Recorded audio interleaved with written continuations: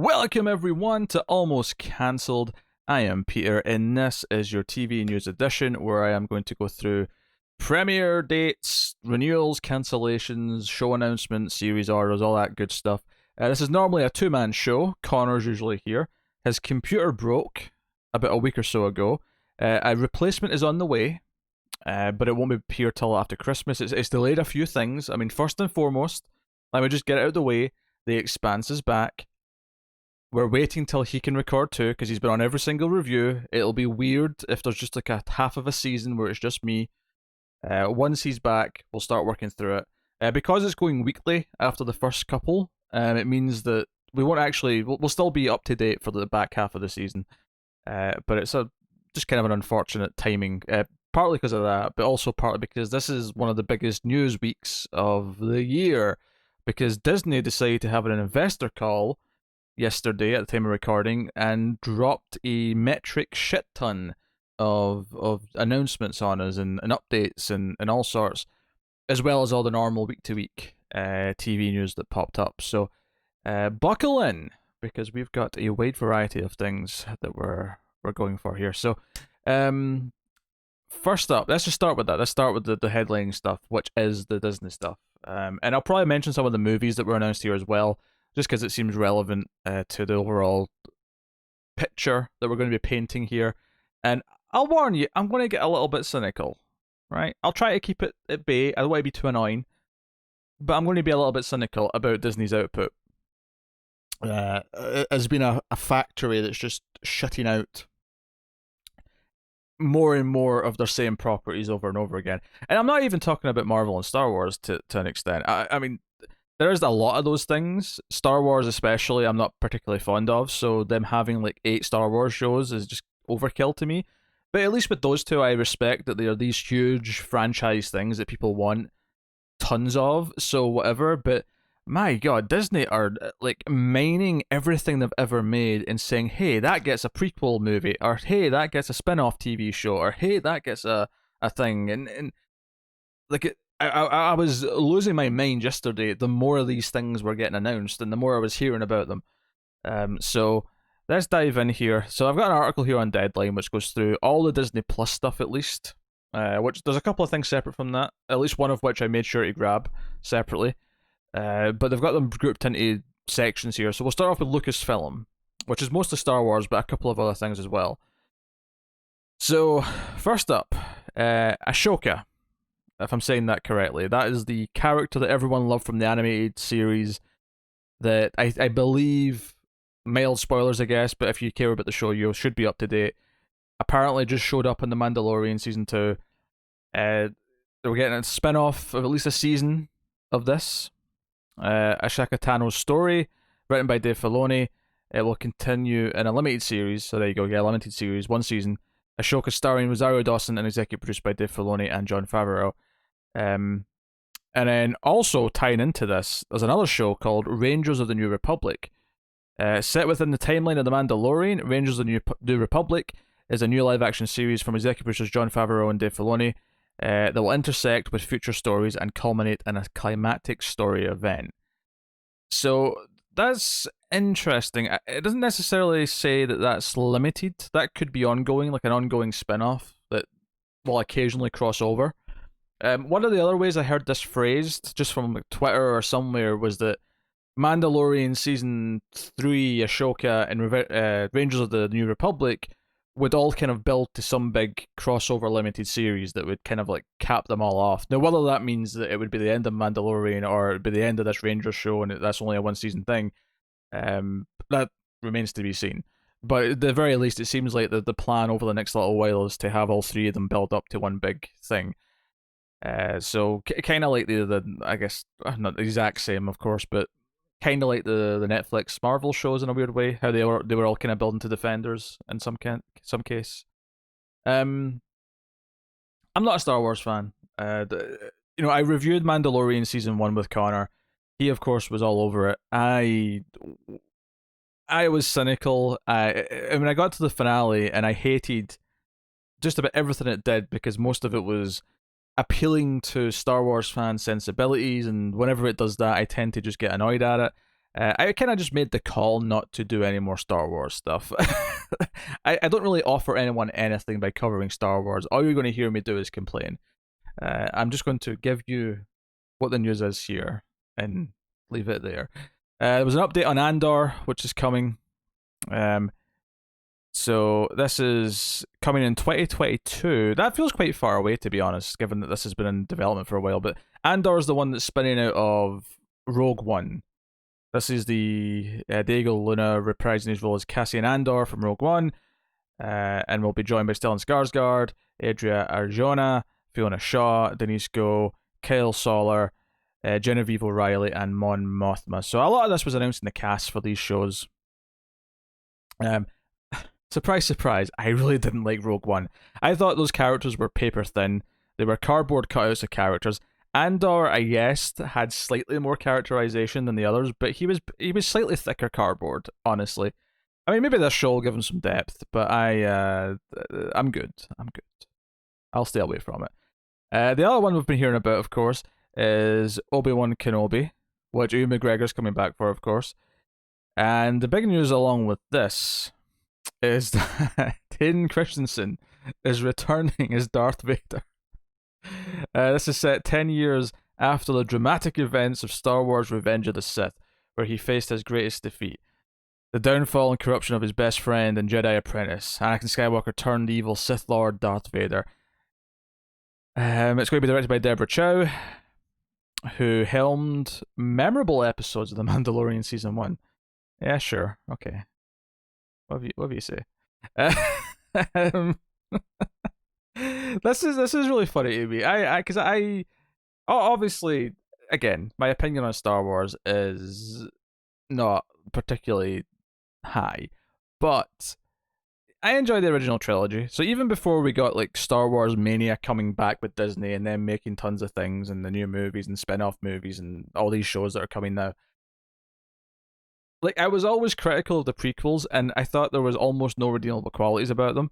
And Hayden Christensen as Darth Vader or Anakin Skywalker was definitely one of those things. He was terrible in that movie. And to be honest, the thought of him coming back is so laughable to me that that if I'm going to watch any of these, it would probably be this one just to see the train wreck that it is. No, not the whole thing. I'm talking about like seeing some clips, maybe. Assuming that Anakin doesn't show up in the first episode. That said, he's probably going to be wearing the helmet. Is he not? Wouldn't he be wearing the helmet? He had the helmet by the end of that movie. I don't know. But also Ewan McGregor is Obi-Wan. I don't get everyone's obsession over it. Doesn't do anything for me. This kind of comes back to though my just dislike of the Star Wars universe. I like the original movies because I like the characters and I like the adventure they go on. I don't really care about the history of the Jedi or what connects the prequels to things or the Jedi Council or all this bollocks. So having someone else play Obi-Wan and trying to care about his journey at that point, I don't really care. It was all backstory anyway. Next up, Bad Batch. The Bad Batch. I'm sure this was mentioned at some point, but I've forgotten what it is. The Bad Batch follows an elite experimental clones of the Bad Batch, first introduced in the Clone Wars, so I assume this is the new animated series. Yeah. New animated series. Find their way in a rapidly changing galaxy in the immediate aftermath of the Clone War. Members of the Bad Batch, a unique squad of clones who vary genetically from their brothers in the clone army, each possess a singularly exceptional skill that makes them extraordinarily effective soldiers and formidable crew. In the post-Clone War era, they will take on the daring mercenary missions as they struggle to stay afloat and find a new purpose. So yeah, more Star Wars animated series. I'm running out of things to say about these at this point. Star Wars Visions. Oh, there's like 4 more of them as well. Star Wars Visions. Presenting all new creative takes in a galaxy far, far away, Star Wars Visions will be a series of animated short films celebrating Star Wars through the lens of the world's best anime creators. Oh god, I hate this so much. I don't like Star Wars, and I don't like anime. The Anthology Collection will bring 10 fantastic visions from several of the leading Japanese anime studios, offering a fresh and diverse cultural perspective to Star Wars. Sure, we'll see. I mean, I won't see, but other people will see. Lando, the galaxy's favorite scoundrel, Lando Calrissian, will return in Lando, a brand new event series for Disney Plus. Justin Simien, creator of the critically acclaimed Dear White People, is a huge Star Wars fan. Is in the early stages of the project. So is this isn't mentioned here, but I assume this is Glover coming back to play him here. This is going to be sort of spinning out of the Han Solo movie. I would assume.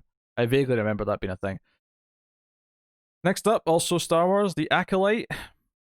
Leslie Headland, Emmy Award nominated creator of the mind-bending series Russian Doll, brings a new Star Wars series to Disney Plus with The Acolyte, a mystery thriller that will take viewers into a galaxy of shadowy secrets and emerging dark side powers in the final days of the High Republic era. Okay. So many. A droid story. As Lucasfilm continues to develop new stories, the intersection of animation and visual effects offers new opportunities to explore. Lucasfilm Animation is teaming with Lucasfilm's visual effects team, Industrial Light and Magic, to develop a special Star Wars adventure film from Disney Plus, A Droid Story. This epic journey will introduce a new hero guided by legendary duo R2D2 and C3PO. Okay, that was the last Star Wars one, I think. Yeah, there's a lot there, and I'm sure Star Wars fans are delighted by all of this potential. This article is just focusing on Disney Plus stuff, so it's sticking to the TV stuff. But it is worth mentioning. They announced Patty Jenkins is doing a new Star Wars movie. Cool, whatever. There's so much here. There's so much here, and as someone who has never wanted to read a Star Wars comic or read a tie-in novel, I don't really want to expand the universe. For me, it was a trilogy of movies that had an ending. It was done, and every attempt to extract more out of it has just kind of, at best, met me with apathy or mild nostalgia. And the more it's happened, the more I've just had a sort of disdain for it. So none of this is for me. If you're excited for any of these, congratulations, you have your thing. You have lots of your thing. Moving over to Marvel, we have WandaVision, which we knew about, of course, but we have a release date now, which is January 15th, 2021. So that's very soon, next month. Just over a month away. Curious to check this one out. What's funny about the Marvel stuff is that I do go up and down on Marvel Cinematic Universe stuff at times. I think there's some great highlights. I think there's some middling stuff, and I think there's some bad stuff. Connor's a lot more grumpy on Marvel stuff than I am, and I'll be curious to see how much he's into any of these shows and if I end up having to do them solo or whatever. But yeah, WandaVision's coming January 15, 2021. There was a new trailer to go along with this, which just kind of further showed the changing realities and the quirkiness of the whole thing and all the rest of it. I'm curious. Is this based on, of course, the Tom King book mainly from the looks and feel of it and from what we've heard?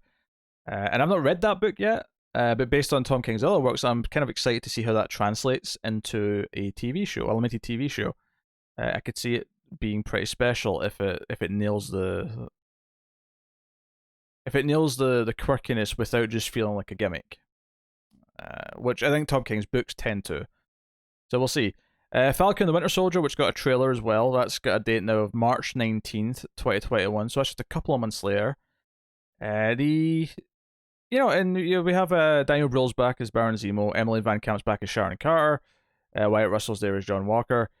6 episodes. The trailer looked like a Marvel movie. It was kind of interesting that Falcon in the trailer, he gets a lot of action scenes by the looks of it. It looks like he gets a lot of the big money moments where he's like dodging explosions, he's flying around. He's got a slightly new costume. It's a bit more Captain America color wise. I don't think I noticed the shield in this trailer, so if you're thinking, he was given the shield, is he the new Captain America? I don't know if it's going to build up to that, so obviously they're not going to spoil that in the trailer, or you'd hope not anyway. But it's a question that's there. Bucky's cut his hair. But I guess the most exciting thing about that is their chemistry and their banter in the movies was pretty enjoyable. I mean, I was very mixed on Civil War, but one of the better things about that movie was their blossoming hate, love hate bromance, if you want to call it that. So there you go. That's March 19th, and then Loki, which we also knew about, has got a date now of May. Well, I say date. It's got a month of May. We don't know the exact date yet, but close, narrowed down enough. So yeah, there was a trailer for this as well. Again, showing kind of like a reality hopping, not quite in the same way as WandaVision, though, where that's clearly a bit more cerebral, like maybe inner mind and quirky. This is a bit more literal multiverse hopping almost, or something to that effect. But yeah, interesting cast. Owen Wilson's in this. Gugu Mbatha Raw. Richard E. Grant. Kate Herron's directing.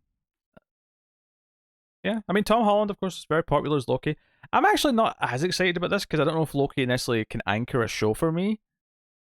He's the sort of character that I like in his role and his presence in those other movies, but I don't know if I necessarily like the idea of focusing on him. But that's something that happens a lot in comic books, actually, is that characters will start getting their own miniseries, and sometimes I'm all for it because sometimes I love a character and I'm like, yes, this character should be, expanding and rising up to be their own thing. But then there's other ones where I'm like, no, I don't need there to be a solo story about Loki. But we'll see. It looks interesting, and it should be different from everything else. Next up, What If, which again we knew about from before. There wasn't really much new about this other than it's coming summer 2021, so not quite as narrow a premiere date as the other ones. But this is the animated. They've got a lot of the voices of the actual movies to reprise their roles for little, alternate scenarios, which they call What Ifs. Miss Marvel is coming late 2021, which we know about. The description here in this new blurb.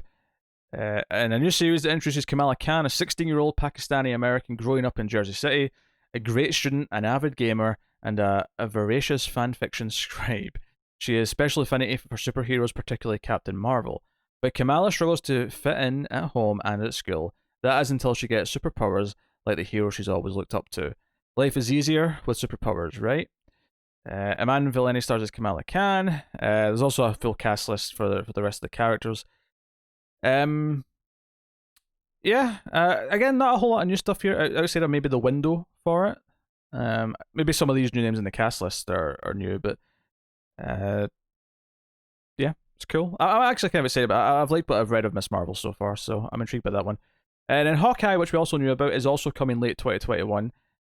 But which is shooting right now because there's been pretty cool set photos leaking out of Hailee Steinfeld in her purple outfit.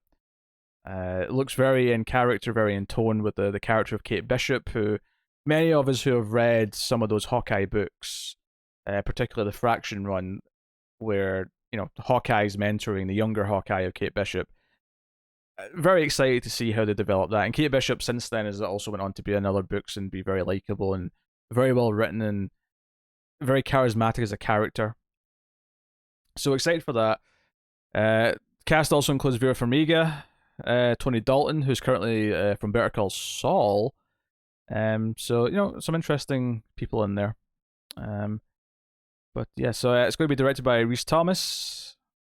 Oh, sorry. Helmed by Rhys Thomas and directed by duo Bert and Berry. So helmed, I mean showrunner in that case. She-Hulk. So there was a bit of a weird back and forth with this one, in that Tatiana Maslany had been announced, or at least leaked, as starring in She-Hulk, and then she herself denied it a week later, and it was very weird. Interestingly, when they announced this properly, yesterday, they actually Feige confirmed that Tatiana Maslany is in fact She-Hulk. She will be playing Jennifer Walters, a lawyer who specializes in superhuman-oriented legal cases. She-Hulk will welcome a host of Marvel characters. So this is actually the more exciting news here, because we already kind of knew about her, even though it was denied. Mark Ruffalo is back as Hulk. Tim Roth is back as Abomination, which is really cool. I was quite fond of the Incredible Hulk when it came out. And obviously, the fact that they had to recast Hulk, even though it was still technically in continuity and the events were referenced in a couple of small ways, it always felt separate because of that. But I kind of like between having William Hurt come back as General Ross and then now having Tim Roth come back, it really does feel like it's connected a little bit better than it used to be. And having Mark Ruffalo potentially interact with Tim Roth could be cool. Liv Tyler, of course, is still oddly missing. Maybe she has no interest in being there, but yeah, the show's going to be directed by Kat Coiro and Anu Vila, or Valia, that probably is. Jessica Gao is head writer, so there you go. Moon Knight, which we're still on stuff we knew about to some extent. We knew Moon Knight was in some way in development, and there's not really much more to this except that they've got a director here. Mohamed Diab is going to direct it. The action adventure features a complex vigilante who suffers from dissociative identity disorder. The multiple identities who live inside him are distinct characters who appear against a backdrop of Egyptian iconography. Very interesting. Superhero Mr. Robot is kind of what I was getting from the description. I've not read any Moon Knight ever. I know what he looks like. I know what he looks like from the first Marvel Ultimate Alliance video game. Other than that, I know nothing about Moon Knight. We knew this was coming, though. What surprised us, though, is that there was a bunch of stuff to add on to this afterwards. The first of which was Secret Invasion, which is a pretty big deal because Secret Invasion after Civil War, Feige actually said this as much, is that Secret Invasion after Civil War is probably the biggest Marvel crossover event of the last couple decades. And they announced that Samuel L. Jackson is going to be in this as Nick Fury, and that Ben Mendelsohn's reprising his role as the Skrull Talos from Captain Marvel. And that makes sense because the whole story of Secret Invasion, which I've not read, but is fairly common pulp knowledge that it's about Skrulls invading, and tons of people turn out to really secretly be Skrulls. So having a Skrull character who's an ally definitely makes sense for the premise of that plot. What's weird about this is that, that book has all the Avengers in it, has everyone in it. So it's interesting that they're going to be doing it here with maybe some cameos, maybe some of the smaller heroes will appear, but if they were going to have Avengers level characters in it, they probably would have mentioned that, unless they wanted to just drum up hype later. So I wonder, okay, who are the heroes that are going to actually be fighting the Skrulls then? Maybe that'll be some exciting stuff to announce later. Maybe they'll get Daisy from Agents of S.H.I.E.L.D. or something. I don't know. That'd be kind of cool. She would kind of fit into this story, I think. But yeah, that's interesting. That's an interesting one. Another new announcement was Ironheart. At least I think it was new. If this wasn't new, then I definitely missed whenever it popped up or forgotten about it. But Ironheart is in development. This is the female teenager version of Iron Man that replaced Tony in the comics for some time, and then kind of just stuck around as her own character. Dominique Thorne is going to play Riri Williams, who is Ironheart, a genius inventor who creates the most advanced suit of armor since Iron Man. That's all that's there. So given the fact that a lot of these first things are 2021 spread out, you imagine that a lot of these other ones are going to be 2022 spread out. And what's interesting about it is they're all at least from this, they haven't confirmed this for all of them, but all the ones we know about in terms of length, they're all about 6 episodes, and they're all limited series. They're not. I mean, some of them could get second seasons, some of them could get sequel seasons or something like that. But I mean, Feige did specify here that all these new things, much like all the ones we already knew about, are all going to tie into the movies in some way. They're going to be referenced and they're going to be in these things. In fact, there was at least one bit of casting that kind of stuck out to me, and something.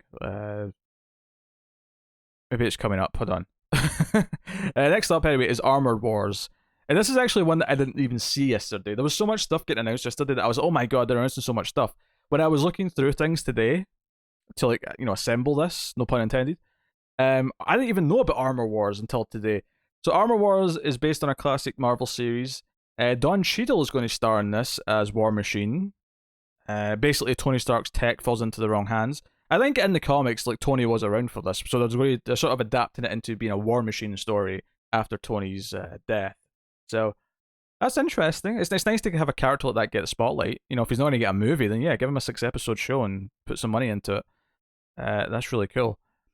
So that's neat. And then, bizarrely, they also announced a Guardians of the Galaxy holiday special, which James Gunn is going to write and direct. They're going to shoot this alongside the third movie, which is not coming out until 2023. So this is going to come out during Christmas season 2022. So that's neat. And then the final thing they announced from Marvel was I Am Groot, which is the baby version of Groot in a series of different original shorts coming to Disney Plus.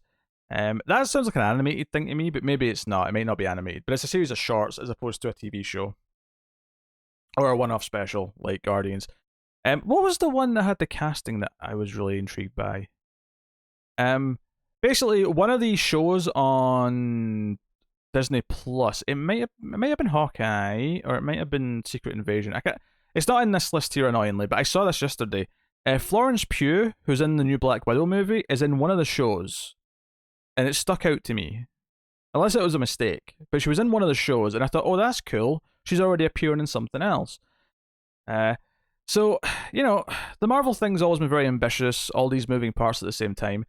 Admittedly, I think the benefit, bizarrely, that the silver lining of 2020 is that if anyone was getting sick of like constant Marvel Cinematic Universe stuff, bizarrely, them having to essentially pause all of the releases for a year is giving everyone a chance to kind of miss it a little bit, which I actually think they needed in a weird way.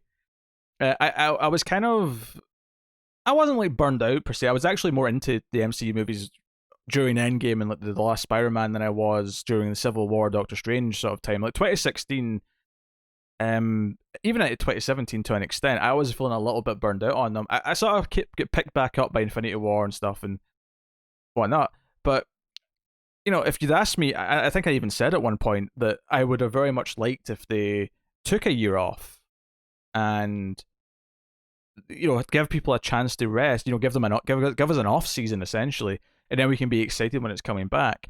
So I think these shows hitting starting in January and then the movies being back starting in May with Black Widow, assuming all goes to plan, people are going to be excited. I think that they might even do better than they would have done before. I think, especially this first one, I think when WandaVision's a bit weird for maybe the general audience, so they might not love that as much. I think Winter Soldier, Falcon, and March is going to be a big crowd pleaser just because it's been so long since we've had a normal Marvel thing by that point.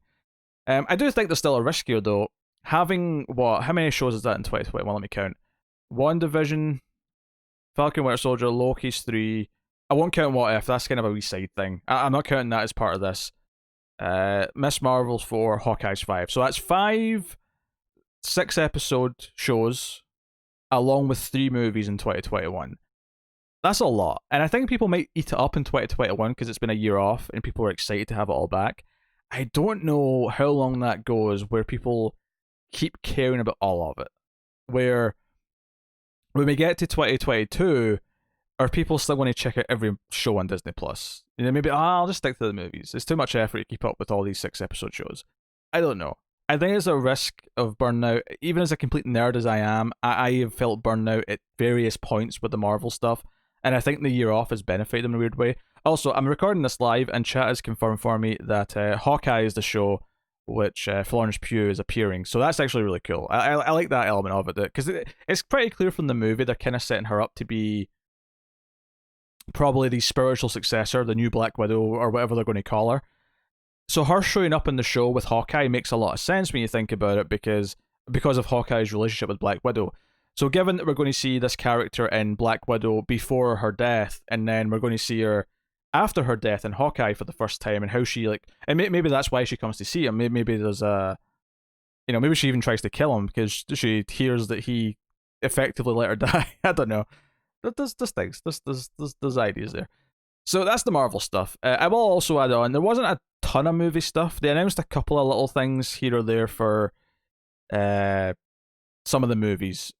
The big thing, though, the biggest thing by far, was that John Watts is going to direct a Fantastic Four movie. He, of course, is the director of the last 2 Spider-Man films, and I think the third one, which is shooting right now. So they're announcing Fantastic Four. This can't be any earlier than, 2024, probably?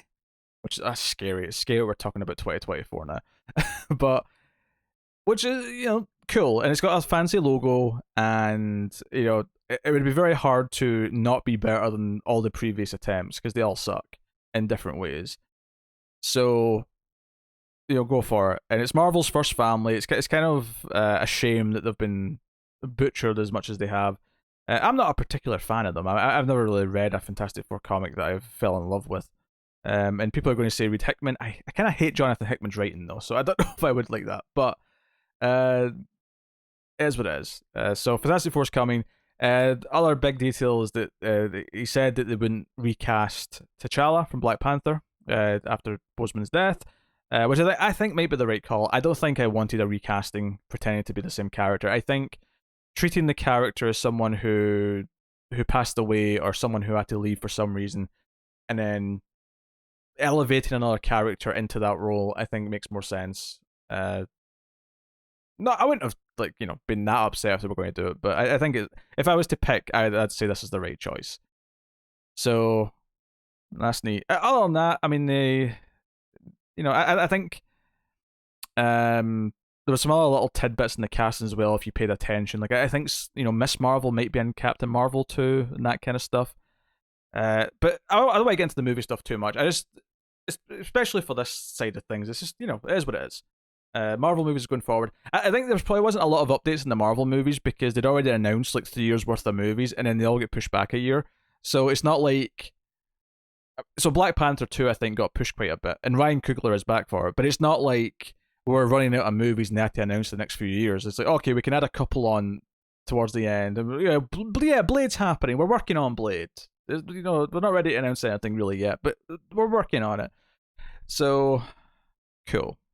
On to Pixar. See, I know this was going to be long, but we're still in the goddamn Disney Plus thing.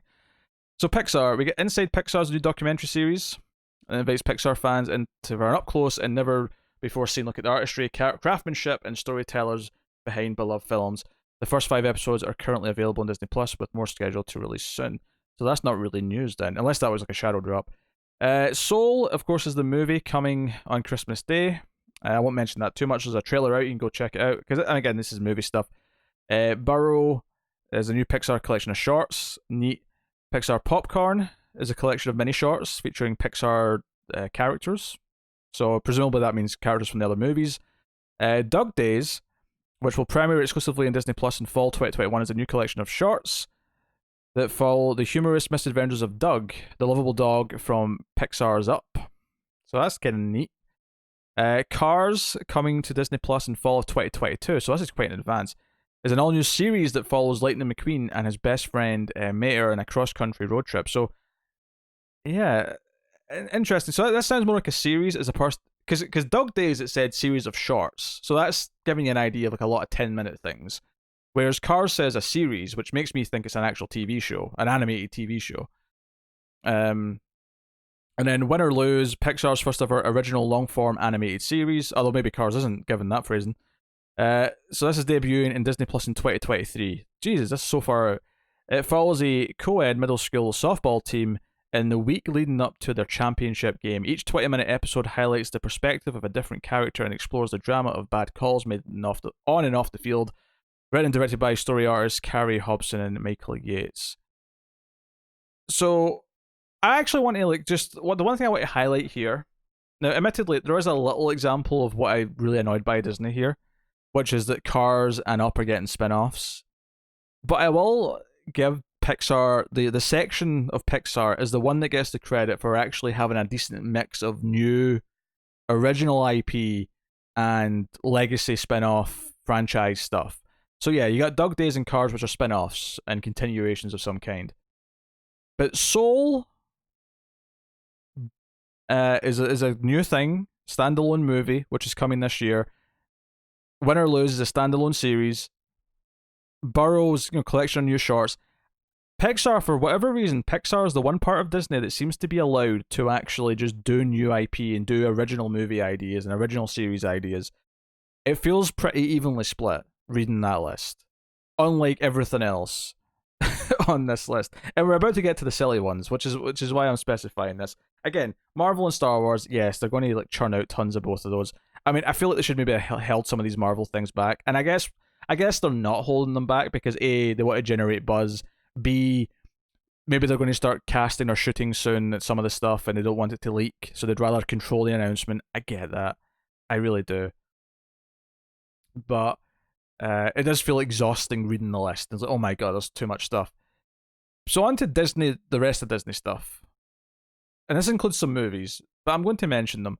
Hocus Pocus 2 is coming exclusively to Disney Plus. with Adam Shankman is set to direct it. Okay, Hocus Pocus gets a sequel. All right, then a sequel. It's not bad. Whatever, it's fine. Movies get sequels. So it's it's obviously a long time. The original came out in 1993. I was 4 years old. I'm now in my 30s, and they're doing a sequel. But whatever. Three Men and a Baby is getting a remake starring Zac Efron, coming in 2022 to Disney Plus. Okay, remake of Three Men and a Baby. All right.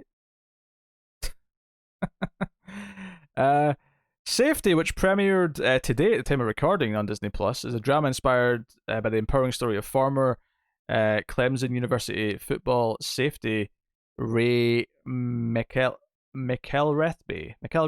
That's a hell of a name. A young man facing a series of challenging circumstances whose dedication and persistence help him to triumph over repeated adversities. I didn't know about this. This is standalone. Fair enough. This is new. The Keenan Lowe Project coming to Disney Plus, is inspired by the incredible real life story of high school coach who averted tragedy through compassion. Dwayne Johnson is amongst the producers. Okay, so that's kind of original. Although, I mean, it's based on a true story, but whatever. I'm not going to be too mad. There's actually a few new things in here, but some of the weird sequel-y stuff is still to come. Greek Freak heads into production for Disney Plus. It is the remarkable story of NBA MVP. Actually, I'm noticing a trend here. There's a lot of true stories based on sports people, based on athletes. We've got a football safety dude. We've got a high school coach was the last one. Greek Freak is an NBA MVP. What's this next one? The Chris Paul Project. Chris Paul Project is a biographical film and developed for Disney Plus about NBA superstar. Okay, what's with all the sports movies? This isn't a Disney section. I guess, is this tied into ESPN section of the website? It doesn't say that here. It just has them under the Disney section, mixed in with tons of other stuff. That is weird. The Ice Age Adventures of Buck Wild. So here we go. Here's another spin-off / sequel / whatever. The Ice Age Adventures of Buck Wild, exclusive for Disney Plus, is a spin-off of the popular Ice Age franchise from 20th Century Studios. The story centers on three series favorites: the prankster Possum Brothers, Crash and Eddie, and the swashbuckling titular weasel, Buck. Simon Pegg will be returning for the role of Buck. The Ice Age Adventures of Buck Wild is slated for an early 2022 release. Night at the Museum's coming back. We're getting more Night at the Museum. Comes to Disney Plus with a new twist. This time it's animated. It's an animated spin-off. Coming in 2021. Sean Levi, who helped shape the blockbuster franchise from the previous films, is also helming the upcoming Free Guy and is on board as a producer. So he's not as involved in this as he was before. Chip and Dale Rescue Rangers. A hybrid live-action animated feature from Disney Plus. Another sequel thing coming back. Now, a lot of these are movies, which is why I'm kind of speeding through them. I kind of just want to mention them to just... Okay, take out the sports things. Like, everything's a sequel, a prequel, a remake, a reboot, a requel. Like, would it kill them to something new? And I'm not someone who doesn't want sequels. I love sequels to things I like. But so much of this is just mining their library and going, oh, we've not done a sequel to this yet. We've not done a thing to that in a long time. Pinocchio, coming to Disney Plus, live action retelling of the...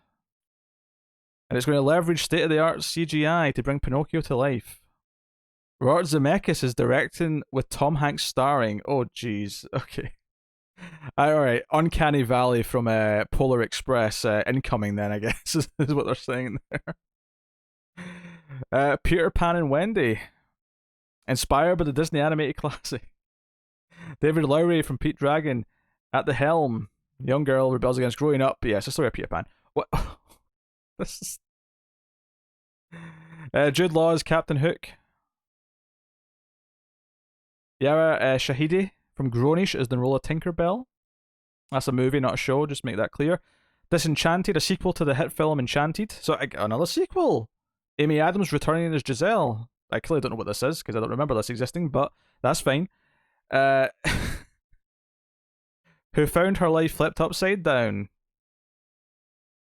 Now she has to take a taxi and go to Bel Air? What? She fell out of her animated fantasy world and discovered herself stuck in real life Manhattan. So they're doing a sequel to that. Okay. Sister Act 3! They're doing Sister Act 3! Whoopi Goldberg's coming back! Tyler Perry's going to produce it! Sister Act 3. Enchanted 2, a Peter Pan remake, a Pinocchio remake, Chippendale Rescue Rangers, Night in the Museum animated sequel, Ice Age spin-off movie, Cheaper by the Dozen sequel slash remake or whatever, Diary of a Wimpy Kid animated spin-off or remake, Three Men and a Baby remake, Hocus Pocus 2. This is ridiculous. This is actually ridiculous that this all came in the one list, and there's like, and that's the end of the Disney section, but there's more Disney, just not live action. We're now into Walt Disney Animation Studios. Raya and the Last Dragon. This sounds new. I'm happy to hear this. Raya and the Last Dragon, which will be released on March 5th, 2021, simultaneously in theaters and Disney Plus, with premiere access, travels to a fantasy world of Kumandra. Maybe it's that. Where humans and dragons have lived together long ago in harmony. But when the evil force threatened the land, the dragons sacrificed themselves to save humanity. Now, 500 years later, that same evil is returned. This is a long paragraph. I'm not going to read all of it. It's a movie. We're doing TV news, technically, but it's new. So fair play. They've got a new movie. Baymax. This is a spin-off of Big Hero 6. This is Walt Disney Animation Studios' first ever animated series. So this is a series spinning out of Big Hero 6 coming in 2022. So I guess a spin-off. Okay. Zootopia Plus. Yes, that's right. It's called Zootopia Plus. This is the Nintendo 64 method of naming your shows. Like you just put a plus at the end of it to say this is the Disney Plus version of it. Zootopia Plus heads back to the fast-paced mammal metropolis of Zootopia in a short-form series. So I assume that means a limited series. By Trent Corey and Jose Trinidad. The Zootopia Plus dives deeper into the lives of some of the feature film's most intriguing characters, including Frou-Frou, the newly married Arctic Shrew, Gazelle's talented tiger dancers, and the sloth full of surprises, Flash. So, yeah. That's coming spring 2022. Awaiju. I don't know. That's maybe new. Awaiju is an all-new animated series coming to Disney Plus in 2022.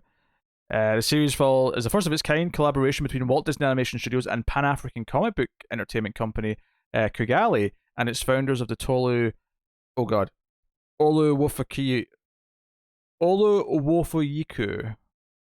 Oluwofoyiku. I did my best.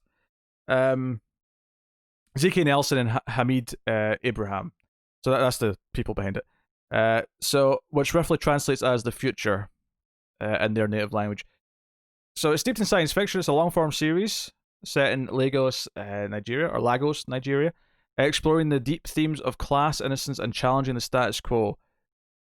This is interesting, actually. This is actually kind of interesting. Yeah, so honestly, fair play. This one sounds interesting and different and unique. I'll give them credit. This is a TV show as well. This is a series. It says long form as well, which implies seasons. So, yeah, I probably butchered the title of it. It's IWAJU, but there's some accents over the vowels, so I'm not entirely sure how to tackle it. But Awaiju is kind of what I went with, but I'm sure I'll hear it from someone who actually knows how to pronounce it at some point. Tiana, coming to Disney Plus in 2023, is a long-form musical comedy series featuring the extraordinary entrepreneur who's now princess of the Kingdom of Maldonia. The all-new adventure explores both Maldonia and Tiana's beloved hometown, New Orleans. Tiana is the first princess to have her own Walt Disney Animation Studios series. So yeah, to be fair to Disney Animation, they've got. I'm going to give them credit. Apparently, the animated divisions are doing better than the live action because actually looking at Walt Disney Animation Studios, they've got a completely new movie, they've got completely 2 new original series and 2 sequel/spin-off series. Oh, sorry, 3. they've got 3 spin-off series, because the last one that I've not read yet is Moana the series. No, wait, I did just read that. Clearly, I just didn't take in what the title was, because I didn't even think about what. It occurred to me that it was coming from the movie Moana, which admittedly I've not seen, so maybe it just didn't click in my head. Okay, so they got 3 spin-off series and 2 original series. That's not too bad. That's actually much better than most of the other things on this list. So you know what? Between Disney Animation and Pixar, there's actually some new things. There's some creativity. But that main Disney section with all those sequels and reboots was something else. I'm going to skip over the National Geographic section because I don't think it really pertains to the sort of things that we talk about. But there is another section we should look at, which is Walt Disney Television, which is live action Disney shows. And again, we've heard about some of these before, but it's worth bearing in mind, given my complaints of them, going back to the archives. What can we bring back or sequelize or reboot? The Mighty Ducks Game Changers is a live-action series which has Emilio Estevez returning to reprise his role from the feature films along with Lauren Graham, and it's going to premiere early 2021 in present-day Minnesota. The Mighty Ducks have evolved from a scrappy underdogs to an ultra-competitive powerhouse youth hockey team. After 12-year-old Evan unceremoniously cut from the Ducks, he and his mom Alex set out to build their own ragtag team of misfits to challenge the cutthroat, win-at-all-cost culture of competitive youth sports. I'm a little disappointed that it's not Joshua Jackson leading this series, because I feel like it should be Charlie grown up who's the coach and not just Emilio Estevez again. Even though you can be old as a coach, there's no reason why you can't be an older dude being a coach, but still. It makes sense from a baton passing thing. I suspect some of the cast may get cameos, the original cast does. I grew up watching these movies. I loved the Mighty Ducks growing up, and I still have a lot of nostalgia for them. I'm mildly curious. It doesn't need to come back. It doesn't need to be more. But I've always sort of jokingly said I want a gritty Mighty Ducks reboot, but I never meant it seriously. It was always just kind of a joke. Next up, Big Shot, a series that follows a temperamental college basketball coach who gets fired from his job and must take a teaching and coaching job at an all-girls private high school. Big Shot stars John Stamos and an ensemble cast of up-and-coming actors alongside Yvette Nicole Brown from Community. I like her. Okay, that's new. Fair play. The Mysterious Beddick Society is the next show. Placed undercover at a boarding school known as the Institute, a group of orphans must foil a nefarious plot with global ramifications while creating a new sort of family along the way. Based on the bestseller by Trenton Lee Stewart, which Time magazine called one of the best young adult books of all time, the series stars Emmy Award winner Tony Hale. Oh, Buster. He must have learned it in Army. In the titular role, and features a standout ensemble of young actors. Okay, honestly, the fact that this is just based on a book is quite refreshing. What's funny is I'm sure there was a time when critics would get all snooty about how many movies are based on books and they should be coming up with original things. To be honest, being based on a book that's not been adapted before is feels just as original these days. It feels special. It feels way better than we're bringing this franchise back for the 9th time. We're trying this again. So you know what? I'm cool with that. It's young adult, probably not for me. Probably too kiddie. I do like Tony Hale though. Tony Hale, if it has the right tone, it could work. Maybe I'm just saying this because Tony Hale's in it, but Tony Hale was in a series of unfortunate events. If it can have a tone like a series of unfortunate events, then maybe I could like this. But I'm not going to assume as much. So there we go. And finally, the last thing on this list, in this section as well, is Turner and Hooch, which we knew about. But this is still coming to us. This is based on the Tom Hanks movie from 1989. Detective and a dog team up. Josh Peck is starring as the Tom Hanks character Turner. There you go. That is all that. There was a couple of things from FX/Hulu that were mentioned. Mostly it was just updates, I think, to Y the Last Man and stuff. The big thing, the other headline thing that I'm putting at the start of this, which is ridiculous because we're 50 minutes into this already. But the other headline thing that I wanted to mention, obviously, is that they announced that Noah Hawley from Fargo and Legion is working on an Alien TV show for FX. Hulu. I am so conflicted. Ridley Scott is on board as an executive producer. That may not mean a whole lot, though. I actually hope it means next to nothing, given his output in the last couple. Alien is one of my favorite franchises, maybe one of my favorites. And when I say franchise, all I really mean is Alien and Aliens. And I get some enjoyment out of like 3 and Resurrection, and I enjoy the comic books that I've read. There's some fun comic books out there. Alien Isolation, the video game, is really good. So I am open to more stories in that world, and that includes mixing in Predators potentially. However, Aliens, the franchise for me, that kind of has proven my opinions to a point, at least with these movie franchises coming back time and time again, where it's my example. When I complain about Star Wars and I talk about how I don't need more Star Wars, there's too much of it, let's do something new. Aliens, the example I bring up when I say, no, even stuff I love, I care about. Like Alien and Aliens for me are both 10 out of 10s. And there was a time when I wanted a new Alien movie. And then Prometheus came out. And I still let myself get hopeful for Covenant.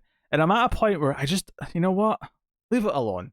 I don't need any more movies. You just keep screwing it up. There's no point. You're just tarnishing the legacy at this point. So, here we are. Noah Hawley is a talented enough guy. It is worth mentioning, despite the fact that I really liked Fargo Season 1 and love Fargo Season 2, I wasn't that hot in Season 3. In Season 4, I kind of just fell away from. Legion, I love Season 1. Season 2 was okay. Season 3, I didn't bother finishing. So that's 2 of his shows that have started out very strong, and I have found myself drifting from as time has went on and just feeling disconnected. Now, admittedly, I think the world of Alien could counteract that quite a bit, if it's even half decent. So I hope it's good. I really do. I hope it's wonderful. But it's hard not to be a little bit cynical. It's hard not to kind of expect the worst, even though the thought of 10 hours of good Alien could be amazing. And I am being reminded in chat that I didn't mention the Buzz Lightyear prequel starring Chris Evans. It wasn't on the list because it wasn't a Disney Plus thing. I don't really have any thoughts, to be honest. So, hey, the 5th Toy Story movie, essentially. So, but yes. So, but yeah, another example of them returning to the same franchise. So, yes, hopefully this is good. Alien's very near and dear to my heart, and I would hope that this would be creepy. I'd hope it would keep the mystery. I'm a little bit worried that because Ridley Scott isn't in any way attached, it's going to shoehorn in some of the crap that he insisted on doing in the last 2 movies. Hopefully not. And hopefully I just get some cool alien action. Maybe some Colonial Marines. That'd be nice. A Colonial Marines TV show where they're hunting down aliens. I mean, it's probably not going to be that. That's too simple, probably, for Noah Hawley. But sometimes simple might be better. I think Alien's one of those things where you try to overcomplicate it too much, it just kind of falls apart because you're trying to make it this complex puzzle of like the human condition when it was saying way more about the human condition when they just had to survive against the alien. Anyway, all right, on to more news. I mean, I guess this is still technically in the same batch of announcements because it is Hulu. Handmaid's Tale has been renewed again for season 5 before season 4 is premiering. So yeah, we're getting at least the 5th season of Handmaid's Tale. It's doing well for Hulu. So yeah, season 1 was fantastic, and season 2 was pretty good. Season 3 had some really good sections, but had some really rough sections, and it is really suffering from dragging it out to make it last, which is a shame. I kind of wish when they announced this, they said that it's going to be the final season, just so they knew they had 2 seasons left to kind of like build up naturally to whatever the end point is. So hopefully I still care about Handmaid's Tale come season 5. We're definitely going to watch season 4 or start season 4, and I'm hopeful for it. I am, but I was so excited every week in season 1, and that's kind of diminished a little bit over time. So some of the things that felt so deft in the first season, once they tried to sort of mimic them or do similar style tense moments in season 3, it started to feel a little bit hokey. It started to feel a little bit like it was chasing the dragon of its former self, and it kind of stuck out. But hopefully this hopefully it can sort of at least have some consistency and maintain interest getting into season 5. But there you go. Speaking of renewals, and again, sort of FX Hulu side of things, It's Always Sunny in Philadelphia got renewed for 4 seasons. 4 of them at once. That's more than This Is Us got a few years ago when it got 3 seasons in one go. This will take them up to season 18, which I think breaks the live action comedy record for season number. Not episode number, of course, because it's only 10 episodes or whatever per season. But that's a lot of seasons. It's kind of it's crazy that those actors, when they started making that show, were in their mid-20s, and by the time they're done, they're going to be in their mid-40s. It's kind of amazing. I still haven't watched past season 7. I actually started rewatching it and got to like the end of season 4 in a rewatch, and kind of got distracted by doing other things. I really need to keep watching it because it is a really good show. Not every single thing immaculately holds up, but goddamn, when it's on fire, it is on fire. So that's cool. McElhenney, who of course is on the show, he tweeted out that it's a 36 season arc, so he's happy to be halfway done, which is a really funny and dangerous thing. The dangerous part of that is that I'm pretty sure Dia DeVito ain't going to last to season 36. So I hope that's not even a potential realistic scenario. But no, I'm happy for it. I'm happy for Always Sunny. It's a good show. Speaking of renewals, For All Mankind has been renewed for season 3 ahead of its second season, which is going to premiere February 19th. This is one that I wasn't like super out of the pilot. Like I thought the pilot was pretty decent, and it seemed like it had a lot of potential. But Cara didn't really want to do it. So we didn't, and I've not watched any more of it. And let's be honest, I've not had Apple TV since maybe then. Either that or Servant. Probably Servant. Servant was the one that came after. But I like the creator who worked on Battlestar Galactica, and I thought there was potential in the show. I've not really kept up on opinions though. I don't know what people thought of the rest of season 1. But it's the sort of thing that I might go back and check out at some point. But it's getting a season 3, so Apple TV still pretending they're in the business. Here's one that makes me feel old. And I always say this whenever a show like I don't follow gets renewed for like a certain number, and I'm like, wait, it's on what season? Because I'm not paying attention to it.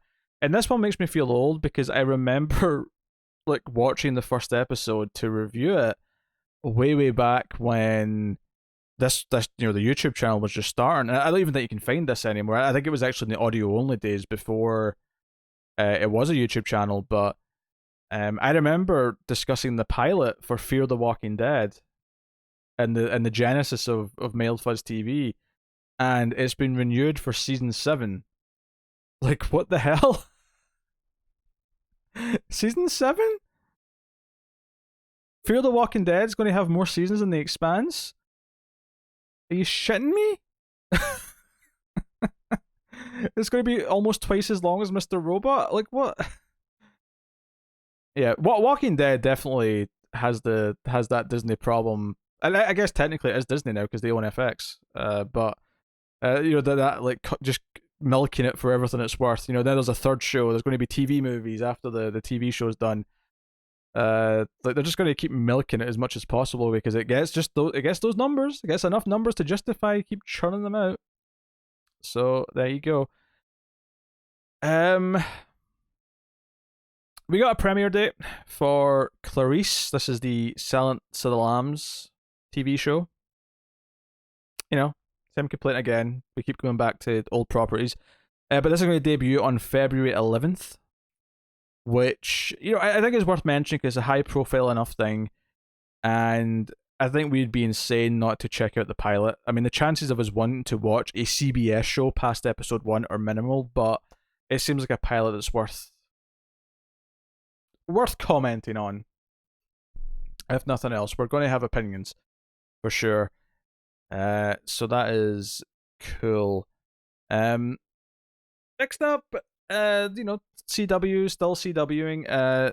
So that's Superman and Lois TV shows coming. We've got some more CW news later, but at least for now, we got our first look at the new Superman suit that Tyler Hoechlin is going to be wearing in the show. And it is better than the suit that he had. One of my big complaints with the suit that he had before on Supergirl was he had like the really. This is something I hated in Lois and Clark as well. Is the cape was attached with these big like shoulder pad sort of like attachments that looked really stupid to me, and I always have hated that style. The cape should be tucked in the neck. That's how a cape is supposed to look, and this luckily has that. Yeah. So it's a bit textured. It takes away some of the extraneous lines, I think. Keeps the texture. The only complaint I really have with the new suit, honestly, well, two complaints, I guess. I guess one that's not as big of a deal because I'm used to it, but yeah, I would like the trunks. I would like the red trunks with a yellow belt, but this is the version that's no trunks with a red belt, whatever. I can get on board with that. It's fine. The only thing I don't like about it is the sleeves feel a little bit long, to the point where it looks like I don't know. It looks like his hands are coming out of like a sweater instead of something that's like tight, like it is. I don't know. It looks like his hands are coming out of like a sleeve that's a little bit too big for him. But minor nitpick. Otherwise, it looks really good. So there you go. That's the new Superman outfit. More things coming, but iCarly. This one makes me feel old actually because iCarly's something that came way after my time. I was far too old for iCarly whenever that was originally on. The fact that I vaguely, like, I know the name. I must have seen it in like the TV guide at some point, but iCarly is getting a reboot at Paramount Plus, which, if you haven't heard, is going to be the new title of CBS All Access. It's coming in 2021. And it will feature the return of original stars Miranda Cosgrove, Jerry Trainer, and Nathan Kress. I won't even bother reading the description. Those of you who care about iCarly because you're young enough, there you go. There's an iCarly revival coming to Paramount Plus. Because everything has to come back. Even stuff that is... Even stuff where the audience that was watching it may not even be old enough to vote yet. All right, are we on to the comedies? I think we are. I'm going to take this moment then to thank our Patreon producers. We're far enough into this, so thank you to our Patreon producers of Tyler Hess, Cindy Palacios, David Short, Bornow, Al Treisman, Christopher Moy, Brett Williams, and David Brown. They are Patreon producers for the month. That means they are $20 or more at patreon.com/mailedfuzztv. But you can, of course, support us over at Patreon for as little as $1 per month and keep all the content coming. It is worth mentioning that just $1 per month is more than we would make if you watched every ad on every single video we posted in a month. So it is well worth doing to help us out, and you get some bonus content, of course. But otherwise, of course, you can help us out for free by simply hitting the like button, subscribing, all that stuff, commenting. The like button is really important on YouTube's algorithm side. It helps share us out more, show us up in recommended content and related content, that sort of thing. So please do. It helps us out a lot.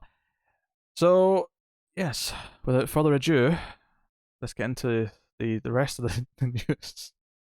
There's so many. Emma Stone is going to star in a half-hour comedy series for Showtime. It's called The Curse. It's been given a series order from Nathan Fielder and Benny Safdie. So Emma Stone is going to star in it. It was created by Fielder and Uncut Gems director Benny Safdie, who's also going to star in it. So, yeah. It's a genre-bending comedy and explores how an alleged curse disturbs the relationship of a newly married couple as they try to conceive a child, while co-starring on their problematic new HGTV show. Okay. All right. So they've got like a reality TV show or a talk show or something, and there's a curse. I don't know what to make of this, to be honest. I liked Uncut Gems. I like Emma Stone. Um, I don't really know any Showtime comedies that I particularly like. Not off the top of my head. Maybe there is one, but nothing that comes to mind. But that is The Curse. Next up, NBC is developing Hope Cafe, a multi-camera comedy from Mayim Bialik and her Sad Clown Productions, along with Damon Wayans Jr. and his Two Shakes Entertainment. Written by Linda Videtti Figueredo from Fuller House, Hope Cafe is inspired by Hope for the Day's Sip of Hope in Chicago, the world's first coffee shop where it's okay to not be okay, and 100% of the profits go to mental health education. In the series, the friendships and loves of the workers and customers are all intertwined at the Hope Cafe, a coffee shop where baristas are trained as mental health counselors.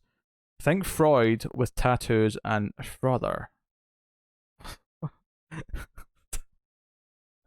This is such a... I mean, it's not quite this, but it reminds me of the Fox things where we talk about, oh, it's a buddy cop show, but one of them's a ghost, or one of them's a pirate, or one of them's a robot. This is people go to therapy, but they're also baristas.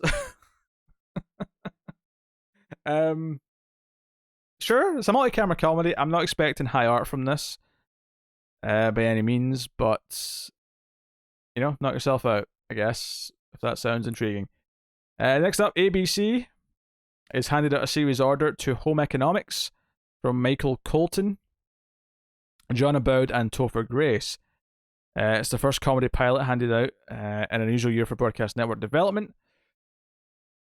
So, Sarah Camera comedy, which is inspired by the life of writer and executive producer Colton, will air spring of 2021. The show takes a look at the heartwarming yet super uncomfortable and sometimes frustrating relationship amongst the three adult siblings, one in the 1%, one in the middle class, and one barely holding on. So, yeah, we heard about this a while ago. This is the official order for it, though. So, there you go. Coming to ABC. Next up, HBO Max has given a pilot order to the Gordita Chronicles, a single-camera family comedy from Claudia Forestieri, who worked on Selena the Series and Good Trouble, Josh Berman from Drop Dead Diva and his Osprey Productions, and Zoe Saldana's Sinistar Pictures. Written by the first one I said, because their name is really hard to pronounce. The Gordita Chronicles is about a willfully chubby 12-year-old Dominican. Wait, what? In the Gordita Chronicles, a willfully chubby 12-year-old Dominican struggles to fit into hedonistic 1980s Miami as her family pursues the American dream. That's very vague. There's not a lot to go on there outside of her, her viewpoint based on her ethnicity and cultural background. But as HBO, and again, I don't know what to expect from HBO Max with a premise like this. I don't know what to expect from that. So moving on, Shane Black, who of course, prolific director, The Nice Guys. We don't talk about The Predator, but we talk about The Nice Guys, and we talk about Iron Man 3, and we talk about the fact that he wrote Lethal Weapon and a bunch of other movies that were set at Christmas. He's developing an animated series, a comedy project at Fox. So he's going to write an executive producer project, which will also be executive produced by David Silverman, Stampede Ventures, Greg Silverman, and Paul Shapiro. Greenlit's David Greenblatt and Vincent Films Trip Vincent. Okay, that was a lot of names to read. So, yeah, so Craig Banyan PI as the title. Oh, sorry, Crag Banyan PI. My mind just imagined the I because Crag's not a real name. At least it shouldn't be. Crag Banyan PI follows the supernatural adventures of Banyan, an alcoholic ex-cop and current private investigator, as he solves cases in an alternate noir, otherworldly reality. Yeah, Yeah, it's based on a series of books. So there you go. No idea what to expect from a Shane Black produced comedy, animated comedy on Fox, but it's got some interesting premise stuff in there. So on to the dramas. I did promise there was more CW news. So we know that the CW is losing a few of their DC shows soon. They're ending Black Lightning. They're ending Supergirl. They're starting Superman and Lois. They are obviously the recast Batwoman. It's leaving their world in a weird place, and they're looking to start Painkiller. Another show they're looking to start apparently is Ava DuVernay is developing a DC Comics TV show for the CW based on Naomi. And this is actually a little bit more interesting than some of the other ones because Naomi's actually a very new character. If you listen to our comic book podcast, Comics from the Multiverse, we reviewed this series. It was a 6-issue series that came out like 2 years ago, maybe a year and a half ago now. And it was a really good series by Brian Michael Bendis. And she's popped up in like Teen Titans or Young Justice rather, and a couple of other things as like cameo appearances that have intersected with her own story. And we're expecting a second series at some point, but she's a brand new character from the last couple of years who gets superpowers and finds out about her heritage, looks up to Superman, things like that. And this is another example of a push for diversity, I guess, because Naomi is a young black woman, and I think that's a really strong push from CW to maybe develop some of these more new, lesser known characters. This is not just another big heavy hitter. This is not, admittedly they can't do Green Lantern because HBO Max is doing Green Lantern, but it'd be so easy to do another Flash level character, or try to at least. And I think it's interesting they're going down this path. It doesn't mean that the CW verse is going to be really weird if this is like alongside that. I hope the show is good, and I would very much like if like this wasn't connected to the other shows, to be honest, because I find it might benefit from that. Maybe if this is good, it can cross over with Stargirl, which so far I've liked. But maybe that's she would fit in there. Actually, she'd fit in as a guest star on that from her own show, I think. But I like the character a lot. She's a very likable character, and her backstory is got a lot to it, which is what the her first miniseries was all about. So I'm intrigued by this. And a lot of it is how she kind of like, she's adopted and she sort of relates herself to Superman and wishes she was special too, and she doesn't feel special. There's a lot of coming of age elements added in there. You can kind of see why CW would want this as a TV show. But it's good. So hopefully the show is good. And Ava DuVernay, who I didn't really have much of an opinion on until recently when I watched When They See Us on Netflix, and it was phenomenal. So hopefully if she can bring a little bit of that magic. Now obviously this story isn't as hard hitting as that, but if she can bring a little bit of that magic to this in whatever way she's involved, if she ends up directing the pilot or whatever, that'd be really cool. So that's Naomi, the next DC project in development at CW.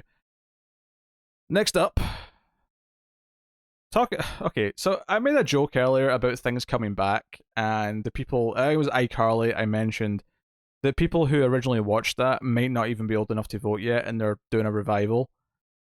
No, this doesn't apply to this per se because it's meant for a mature audience, but True Blood reboot is in the works at HBO. What? Why? Why? It ran it was like what, 7 seasons or something like that. Yeah, 7 seasons, 2008 to 2014. It's been gone 6 years.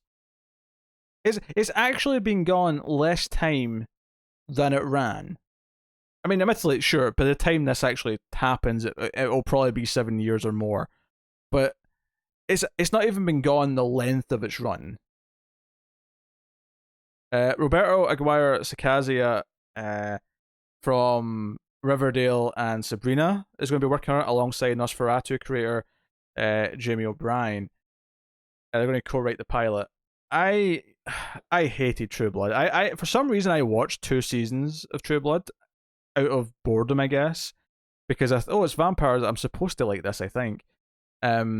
And maybe I stayed around for like a couple of attractive actresses and nothing more. But I remember like watching the first episode of season 3 and going, why am I watching this? I hate this. It's trash. It's goddamn trash. So I can't say I'm excited for the reboot of True Blood, nor do I really understand the rush to bring it back this quickly. It's I don't understand. So there you go. Everything's a franchise. Everything has to come back. Everything's a franchise. Everything's for franchise potential.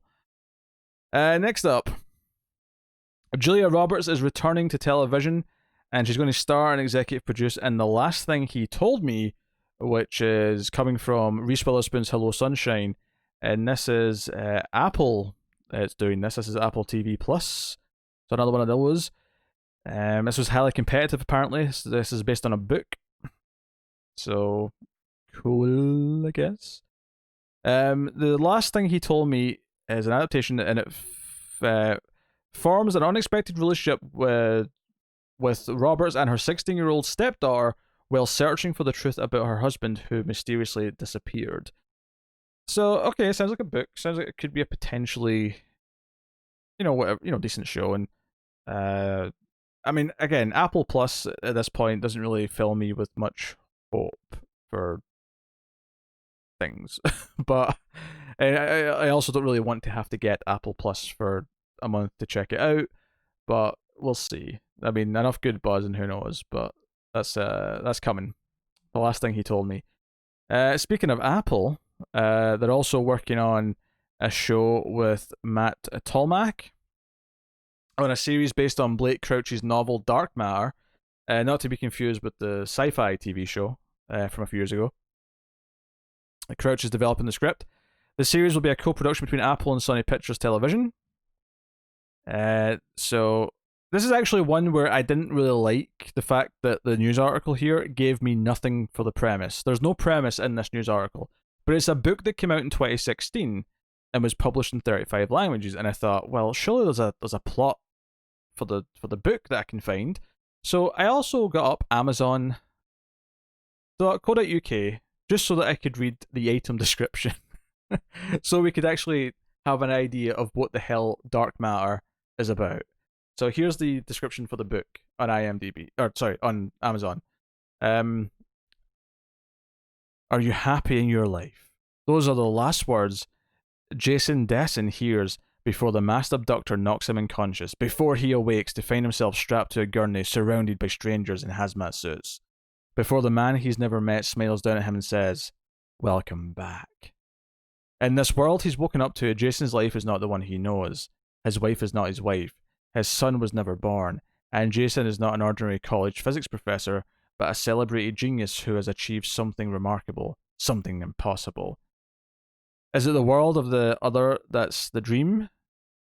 And even if the home he remembers is real, how can Jason possibly make it back to the family he loves? The answers lie in a journey more wondrous and horrifying than anything he could have imagined. One that will force him to confront his darkest parts of himself, even as he battles a terrifying, seemingly unbeatable foe. So there's a villain. That actually sounds quite cool. It sounds like a couple of Twilight Zone episodes that me and Tara have talked about. This idea of, whether this is like a total recall style thing where this guy is either he was in a real world and has come to this world and everything's changed, or this is who he originally was and he has come back from some alternate reality or virtual reality he built himself, and he's convinced. And the question is that which one is the real life, which one is the real world, and which one does he believe, and which one, so on and so on. Those questions are always cool. There's a lot of potential in a premise like this. So maybe this is an Apple show that will make me go, hey, we need to talk about this. We need to check this out. I hate to say it, but it actually sounds quite interesting if they pull it off. Cool. Next up, Elizabeth Moss is working with Hulu once again. I think we actually heard about this at some point. Maybe there's some news here a bit advancing. But so Candy, which is the working title for this, we have Robin Veith, who is from The Act, is writing and co-executive producing. along with the other act co-creator Nick and Antosa. Probably mispronouncing that. It's a limited series, so it's just a one-off. Set in Texas in 1980 and based on the true story of killer Candy Montgomery and her victim, Betty Gore. The victim's name is Betty Gore. I don't want to say she was asking for it, but I mean, if your name is Betty Gore, I feel like it's only ironic that you ended up being a murder victim. Moss will play Montgomery, who's seemingly had it all: a loving husband with a good job, a daughter and a son, a nice house, and the brand new suburbs. So why did she kill her friend from church with an axe? That's a really good description, honestly. I know I was making fun of the name Gore because I think it's funny that her name's Gore, but no disrespect to the real person who died, of course. But it's a really well written description where it's like, hey, that's seemingly normal housewife who's living the perfect middle class lifestyle. Why did she kill someone? I can see Elizabeth Moss getting a lot out of that role because she's a good actress. So I think there's potential there. Potential. Cool. Next up, Lena Waithe is teaming with Amazon Studios and Big Beach to develop a series based on a play by Obehi Janis titled All White Sugar Daddy. And I said that way because it's spelled Sugah. I was trying to emphasize that. The series itself is untitled right now, but it tells the story of Janice, a Nigerian American woman in tech who spends her days navigating her peers at the co-working space she finds. That she works out of in Boston. The angel investors who aren't giving her the seed money she needs to get her app Neighbor off the ground, and her friends and family who are pushing her to move her business back to her hometown of Lowell. So, yeah. Not a lot of opinions on this. Nothing really strikes me immediately about it. But, yeah. So, makes sense this is probably a limited series, just based on the fact that it's on a book. That stops them always from going further if it's successful. But, at least right now, that would be my guess. HBO Max is developing a dramedy. A 1-hour dramedy called Women's Studies. From Natalia Castells Esquivel. And that's not one word, that was a double-barreled last name. Danny Chase is the co-creator. Described as Dear White People meets the L World. The L World. Yeah. I thought it was the L Word, not the L World. Is that a typo? The L Word was the name of the thing, right? Oh, that or I've just been wrong my whole life. Okay, the L World sprinkled with some Broad City humor. The series follows Adriana, a Mexican-American who starts her first day at a women's college in Atlanta, filled with queer-as-F feminist women. But it doesn't seem like Adriana's scene considering she is superficial and a little ignorant. But like Alice in Wonderland, her ideas and values are challenged the second she steps on campus. The pilot is loosely based on Castella's experience at a women's college in Atlanta. The series explores the loss of innocence and the self-actualization as the audience watches a campus of young women evolve, embrace the new, dispensing with the old, and figuring out how to topple the heteronormative patriarchy in the process. Okay, there's a lot of big words in there. That was a little bit overwritten, I think, for my taste. It went a bit mad in the back half of trying to sound like it was big and important, when just being very blunt about it, I think was, and I think honestly, just the first part of that where it just says, oh, it's got all these these feminist women, this diverse group of people, and then it ends with saying, but she's a little out of touch because she's superficial and ignorant. I'm like, okay, that tells me everything I need to know. She's going to learn a lot from these other people. She's going to have a growing experience. It tried to get a little bit fancy in the back half of that, but it's hard to say if I'll be interested in this. I mean, I like Dear White People quite a bit. It had a lot of deft kind of ideas. It tackled the subject in a really interesting way. It was very witty, very funny and entertaining, whilst talking about very serious issues. I don't know about these other shows that it compares it to. I've never seen them, so I don't know what sort of tone that it's going for, but I think potentially if it doesn't have the right sort of tone and style, it may not necessarily be for me, but that's HBO Max that's working on that. So Next up, Kevin Hart and Wesley Snipes are teaming up to headline True Story. That's the name of it, True Story. A Netflix limited series written and executive produced by Narcos Mexico executive producer Eric Newman and produced by Hart's Heartbeat Productions.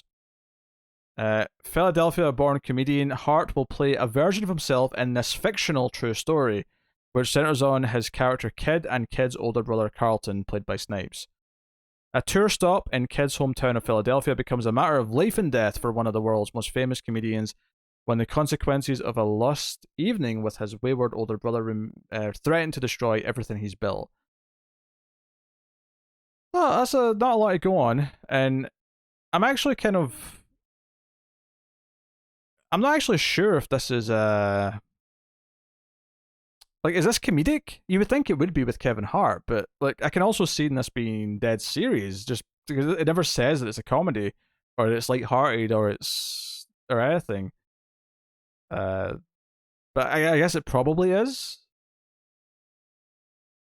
Anyway, that's a limited series called True Story, which is in fact not a true story. Worth mentioning. Next up, Katherine Heigl is going to be in a new show. As Deadline puts it here, a century and a half before Kamala Harris became the first woman on a winning US presidential ticket, Victoria Woodhull was the first woman ever to run for president. The remarkable story of the feminist icon is the subject of a limited series with Katherine Heigl set to portray Woodhull and executive produce. Oakhurst Entertainment is the one developing it and is currently looking for showrunners. And it's based on a series of biographies, based on the real person, of course. I never heard of this, actually. It's actually kind of shocking that someone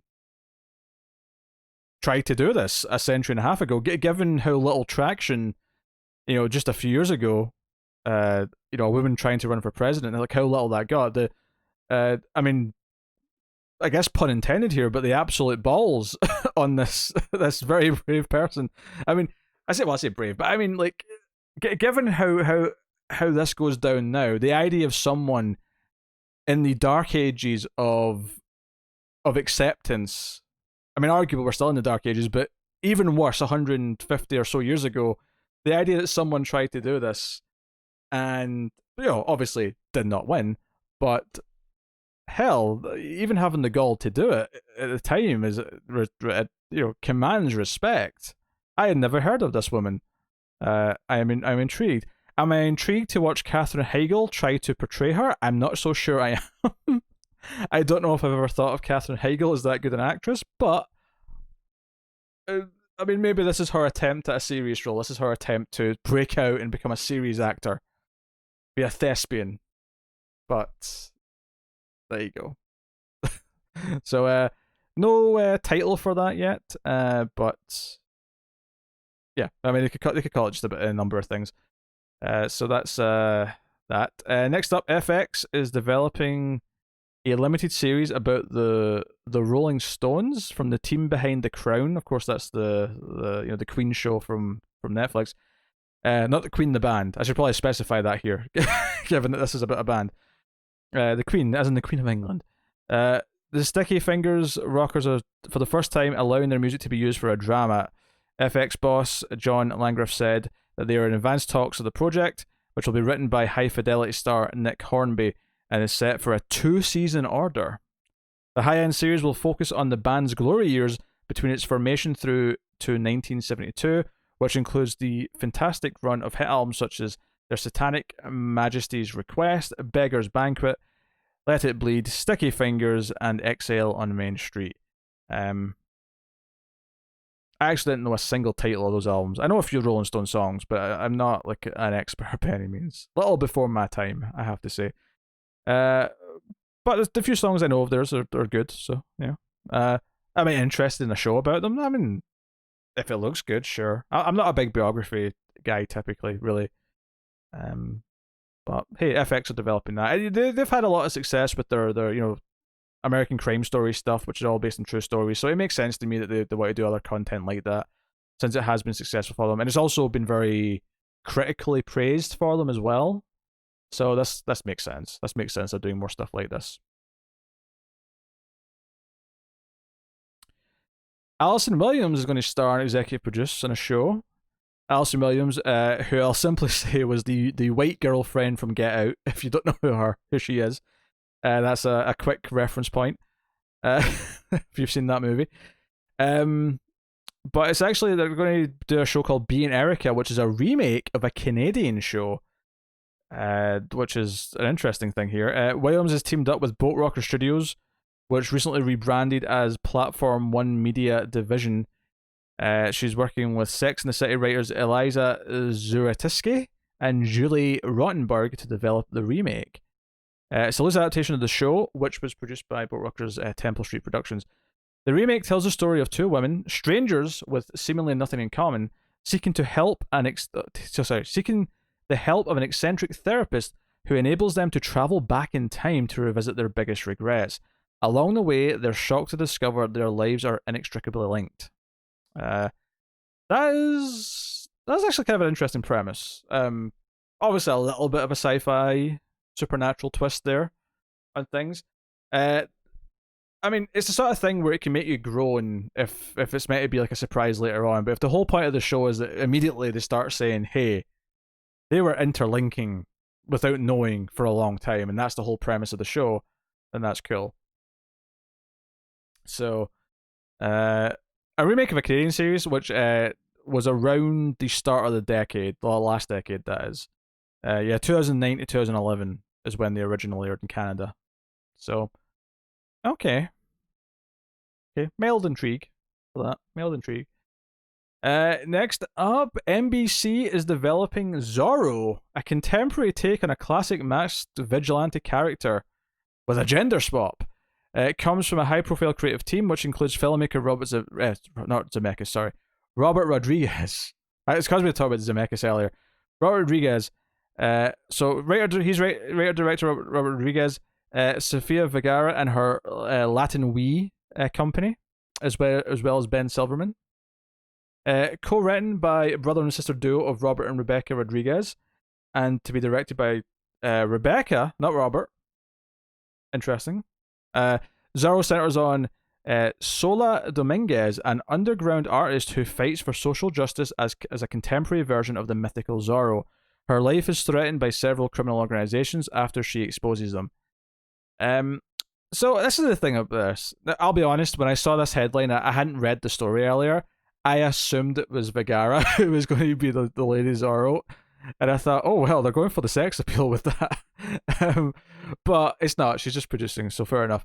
I think the sad part is that I can see this kind of working, but I know what it's going to be. I know how it's going to look and feel because it's an NBC show. I can see her being this hip and cool street artist, whatever, and I can see what the street gangs on network TV are going to look and sound like and going to feel like. I can feel how bland this is, despite the fact that it's obviously got some talent behind it who you would think would try to make it not bland, and maybe they'll overcome the NBC-ness of it. But I think that's the bigger problem here, is that as a network TV show, a modern network TV show that is, I can just see just how uninteresting it's going to be. Even though, I mean, as far as bringing things back, as much as we are bringing too many things back, Zorro, like, you know, a new person taking up that mantle makes some amount of sense. Yeah, but it's NBC, so that's basically it. It's NBC. Next up, NBC again is put in development a show called No Stone Unturned, a drama inspired by Steve Jackson's book No Stone Unturned, the true story of the world's premier forensic investigator. Oh god, this is putting me to sleep already. A TV cop show, forensic investigation show. Writer Drew Lindo from The 100 and Rain, along with Blindspot creator Martin Giro, are working on this. So, yes, in No Stone Unturned, the NecroSearch International Investigation Team, a group of the nation's top scientists, specialists, and behaviorists, use the latest technology and most advanced techniques to solve unsolvable crimes outside the justice system. It sounds like every boring TV show ever. Yeah, I have nothing to say. They're kind of rogue, I guess, because it's outside the justice system. But will that make it feel that much different? Probably not. Which leads me to the final story of this super long news. Imagine if Connor was here and we were actually bouncing back and forth over that Star Wars shite at the start. This would be a 2-hour episode easily. CBS is developing Teachable, a drama series from writer-producer Bridget Carpenter, who worked on Westworld, Nina Tesler, and Denise DiNovi's Patma Productions. So, based on a novel, Adequate Yearly Progress by Roxana Eldon, Teachable revolves around a group of dedicated, caring teachers and administrators who take on the extraordinary task of confronting the absurd bureaucracies of the American public school system while working to inspire a new generation of students. I mean, I guess it's good that CBS are finally starting to glorify teachers because they're super underpaid, so maybe getting some shows like this might actually help in a bizarre way. But it's a CBS show. I can already feel myself falling asleep talking about it. I had a bottle of water in front of me, but because no one else is talking, it's very rare to find a moment to like take a drink. I feel like I have to keep talking when I'm on my own, and it's been 90+ minutes. So I'm going to take a drink before I do the outro. I hope you all understand and will forgive me for such a crime.